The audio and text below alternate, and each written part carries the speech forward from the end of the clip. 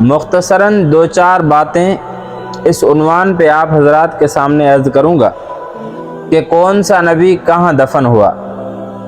سب سے پہلی بات یہ کہ اللہ تبارک و تعالیٰ نے انسان کی ہدایت کے لیے 1,00,000 کم و بیش 24,000 انبیاء علیہ السلام کا سلسلہ اس دنیا میں شروع فرمایا تاکہ وہ لوگوں کو اللہ تبارک و تعالیٰ کا راستہ دکھائیں، تاکہ وہ لوگوں کو اللہ رب العزت کی راہ دکھائیں۔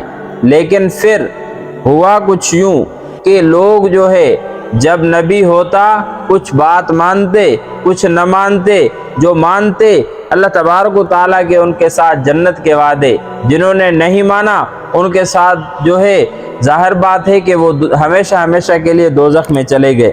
تو بہرحال اللہ رب العزت نے یہ جو نبیوں کا سلسلہ شروع فرمایا یہ سیدنا آدم علیہ السلام سے۔ اور اب میں آپ حضرات کے سامنے یہ بات عرض کروں گا کہ کون سا نبی کہاں دفن ہے، تو حضرت آدم علیہ السلام سری لنکا میں دفن ہیں۔ اسی طرح حضرت نوح علیہ السلام جورڈن میں دفن ہیں، اور اسی طرح حضرت ہود علیہ السلام یمن میں دفن ہیں۔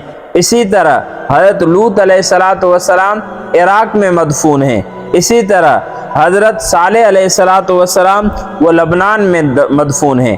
اسی طرح حضرت ابراہیم علیہ السلام اسرائیل میں مدفون ہیں، اور حضرت اسحاق علیہ السلام فلسطین میں مدفون ہیں۔ کہا جاتا ہے نا کہ فلسطین سرزمین انبیاء ہے، تقریباً 70,000 کے قریب انبیاء فلسطین کی سرزمین پر آئے۔ اسی طرح حضرت یعقوب علیہ السلام وہ بھی فلسطین میں مدفون ہیں۔ اسی طرح حضرت یوسف علیہ السلام وہ بھی فلسطین میں مدفون ہیں۔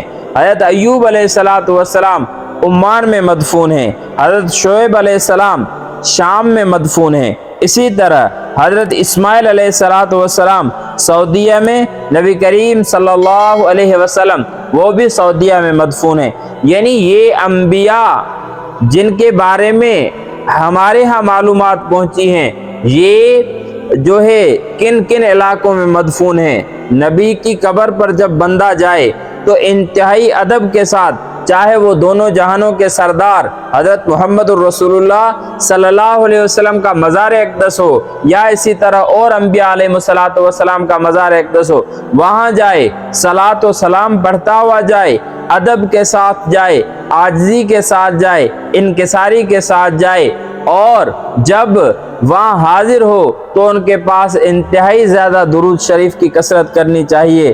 تو اس طرح یہ ہوتا ہے کہ ان کی جو انبیاء کی روحیں ہیں وہ خوش ہوتی ہیں۔